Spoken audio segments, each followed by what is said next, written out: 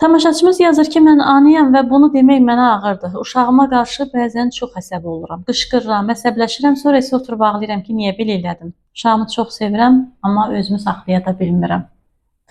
Bu da rastlaşdığımız problemlərdən biridir. Ananın öz yaşantısı, ananın öz həyat yoldaşı ilə keçirdiyi narahatlıqlar, olan problemlər və yaxud da həyat yoldaşı yox, qaynana qaynata və yaxud da öz valideynləri ilə, ətrafı ilə keçirdiyi narahatlıqlar, Yaxud tək başınasa cəmiyyətdə ola bilərmi? Cəmiyyət də ola bilər, amma ən çox yaxınındakilardan inciyir insan. Ən çox yaxınındakilardan umur insan. Sevgini də yaxındakindən umur, dəyəri də yaxınındakindən.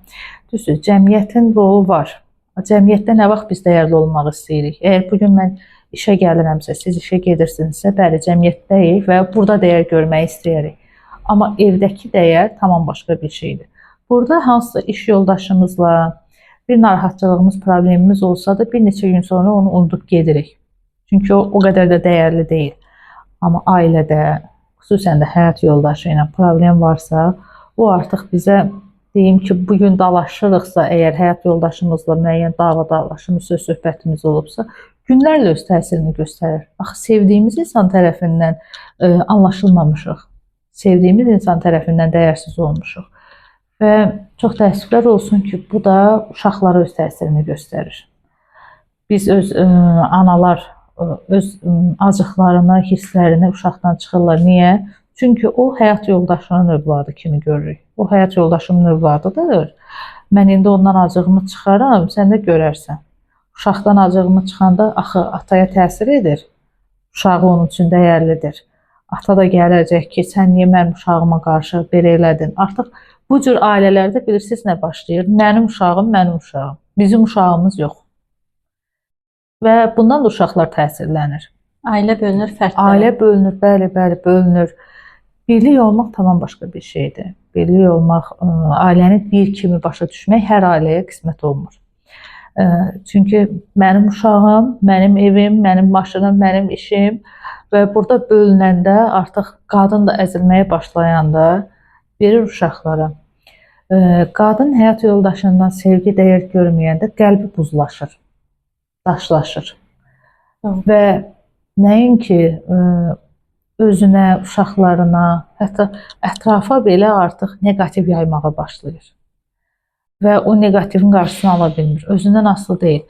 Bütün gün ərzində bilirsiniz, fikri qalır ki, həyat yoldaşım mənə niyə yaxşı danışmadı? Bu problemdə niyə mənim yanımda olmadı? Fikir orada qaldığına görə artıq uşaqlara fokuslana bilmir. Uşağın səhər durub mən acam deməsi belə artıq onda qıcıq yaradır ki, mən niyə sənə qulluq eləməliyəm? Atam mənə qulluq elədi ki, atam mənə dəyər verdi ki, və yaxud da mənim tərəfimdə durdu ki, mən də sizə qulluq edim. Fikir olaraq bəli, bu budur. Və bu cürdə olanda artıq uşağa qarşı problemlər yaranır, uşağa qarşı və uşaq da nə edir? Yavaş-yavaş başlayır uşaqda davranış pozuntusu özünü göstərməyə. Bir pasiyentim var idi, deyirdi ki, uşağa yaxşı davrananda gedir, ürək çəkir, vərəqdə yazır, ana ürək çəkir. Nə vaxt ki, deyir, biraz səsimi qaldırıram, artıq hiss edir o gərginliyi. İndi sən görərsən, deyir. Gedir, başlayır orada qara ürək çəkməyə, çəkdiyini kəsməyə. Əvvəllər mənə çəkib o qırmızı ürəyi, gedir, kəsir, əli ilə cırır, dağıdır, tökür ki, görərsən sən. Bu nədir? Uşağın artıq bizim gərginliyimizə verdiyi reaksiyasıdır. Biz amma oturub düşünsək ki, mənim bugün yaşadığım, mənim bugün düşdüyüm situasiyanın uşaqla heç bir əlaqəsi yoxdur və mən bunu uşağa yansıtmamalıyam. Bunun fərqinə varanda artıq uşaq daha xoşbəxt ola bilər. Biz də ana kimi, biz qadın olaraq bölünürük də hissələrə. Həm qadınıq, həm anayıq, həm övladıq, həm iş yoldaşıyıq, müəllimik, həkimik. Yəni bunların hamısını, rollarımız çoxdur da bizim. Və o rollarımızı öz yerində bir aktyor kimi öz yerində oynamağı bacarsaq, indi mən anayam, ana rolumu yerinə yetirim. İndi mən gəlinəm, gəlin rolumu yerinə yetirim kimi düşünsək, onda məncə daha yaxşı ola bilərik. Amma təəssüf ki, onu bacarmırıq və gəlirik bütün günün stresini, yorğunluğunu uşaqlara acıqlanaraq çıxırıq. Sonra da uşaqlarda başqa geri dönüşlər əldə edirik. Və məncə Bilgiz xanım, mənə elə gəlir ki, valideynin uşaqla bu cür davranışı eyni zamanda uşaqda özgüvən problemi yaradır. ən başlıca şiddət görən uşaqlar, burada söhbət ondan getmir ki, uşağı bütün və gün yaxud da döyəsən, laqeydlik. laqeydlik. Əlbəttə ki, baxın, bir pasiyentin övladı anası ona diqqət yetirsin deyə akademik zəifliyə başlamışdı. Oxumurdu. Bu bir davranış göstəricisidir. Əslində oxusa çox zehinli qabiliyyətli uşaq idi.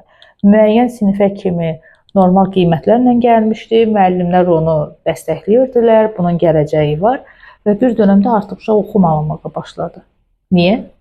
Valideyn soruşsun, maraqlansın. Diqqət çəkmək üçün.